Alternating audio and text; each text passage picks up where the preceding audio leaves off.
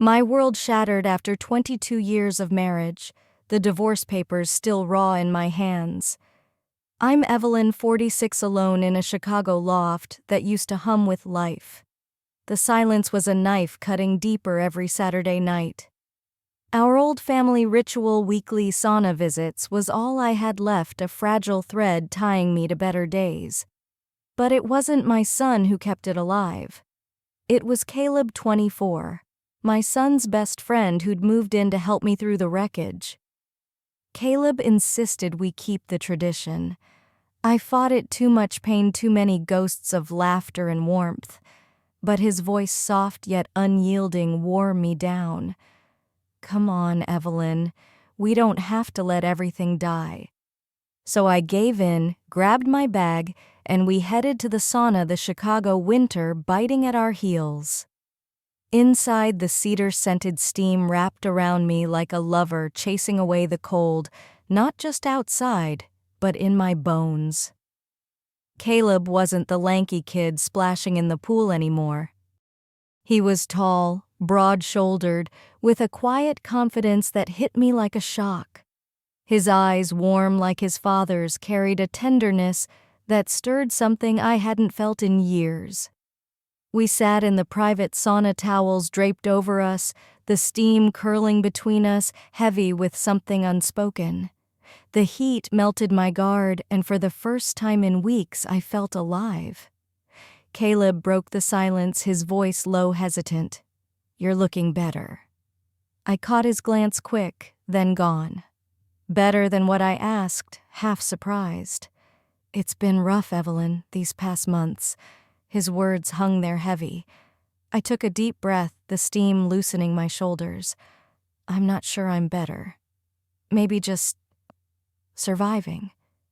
He nodded, his face softening, and we sat in that quiet, the hiss of steam filling the space, easing my mind. For the first time, peace crept in, fragile but real.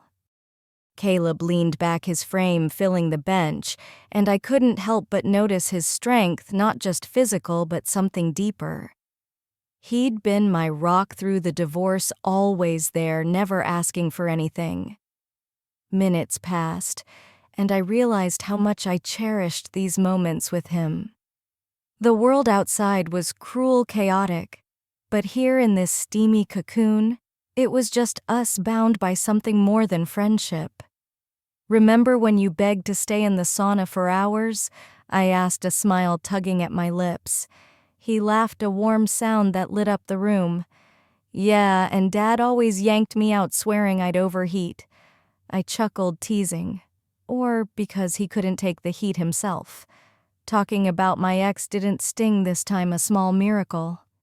We moved between the sauna, the plunge pool, and the lounge, reminiscing about simpler days.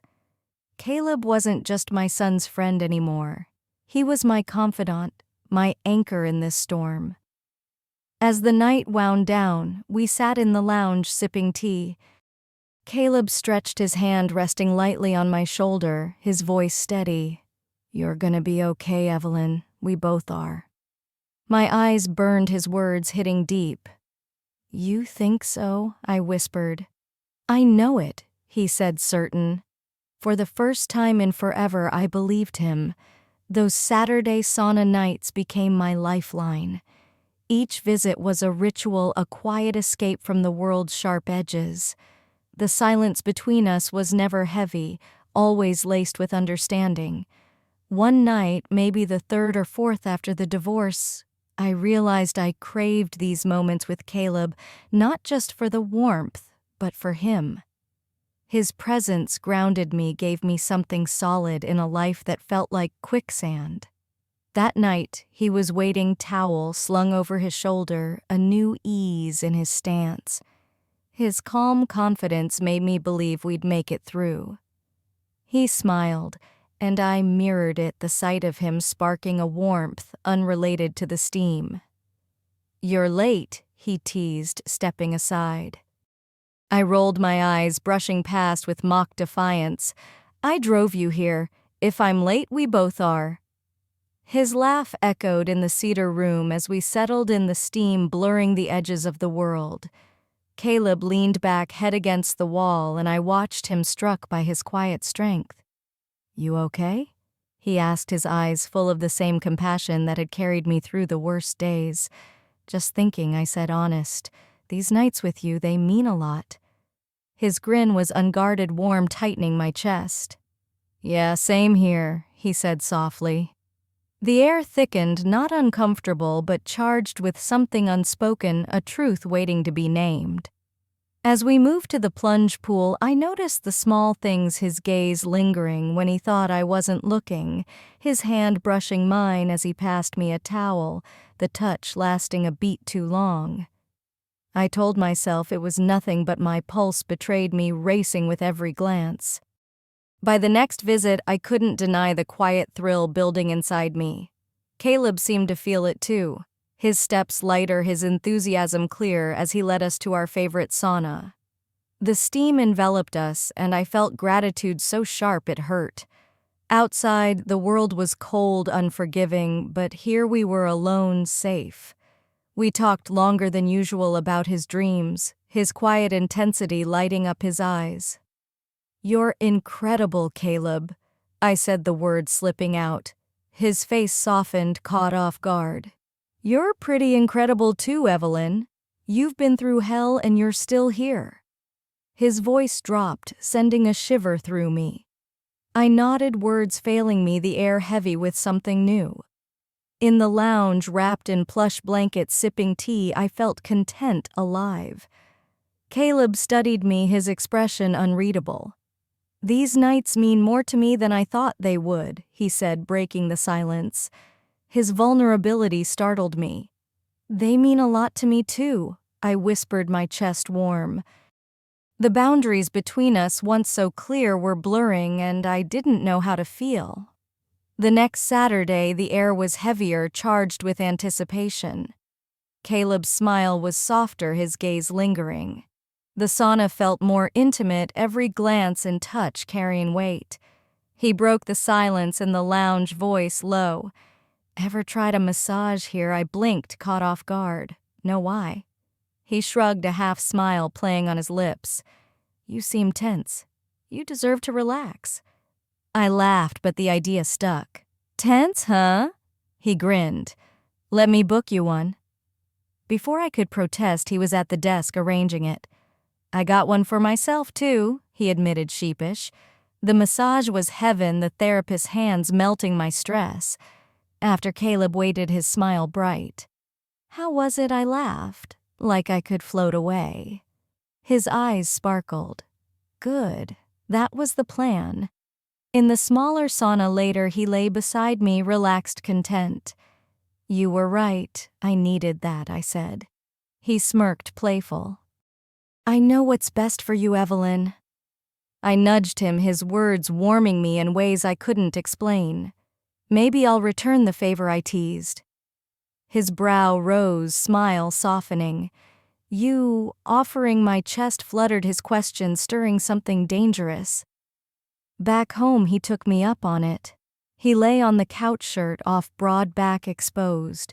My hands worked his shoulders, hesitant at first, then bolder as he hummed approval. "Where'd you learn this?" he asked, voice muffled.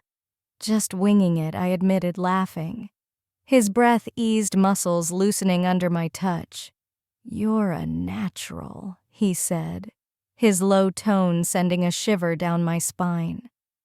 The room was quiet, just the faint hum of the heater, the air thick with something I couldn't name. I stopped, hands trembling. "That's enough for tonight," I murmured. He sat up, stretching, his eyes warm. "Thanks, Evelyn, really." The next week, the tension was undeniable. His glances lingered, his hand brushing mine as he passed a towel, the contact electric. In the massage room again, he didn't book one, he asked for mine. "Another," I teased, hiding my nerves. "You're good at it," he said, eyes steady. I laughed, but it sounded loud, forced. The act felt too intimate, the boundaries blurring further. Saturday came, and I was late, caught up with work. Caleb waited at the door, holding lilies and pale roses, elegant, understated. "What's this?" I asked, stunned. You deserve it, Evelyn. You've been amazing through all this. My throat tightened, his words sinking deep. You didn't have to, I said, smiling, but the gesture shook me. I hugged him, instinctive, his warmth enveloping me. Thank you, I whispered, voice barely there. His arms tightened, protective, and then he kissed my cheek, the touch lingering, sparking something dangerous. In the sauna, the air was thick, intimate. Every glance, every brush of his hand carried weight. In the lounge, his hand grazed mine, sending a shiver through me. These Saturdays are the best part of my week, he said, voice low, serious. I looked at him, caught by his intensity. Really, he nodded, eyes locked on mine. We started this to keep things normal, but now they mean more. My heart raced, his words heavy with meaning. They mean a lot to me too, I whispered.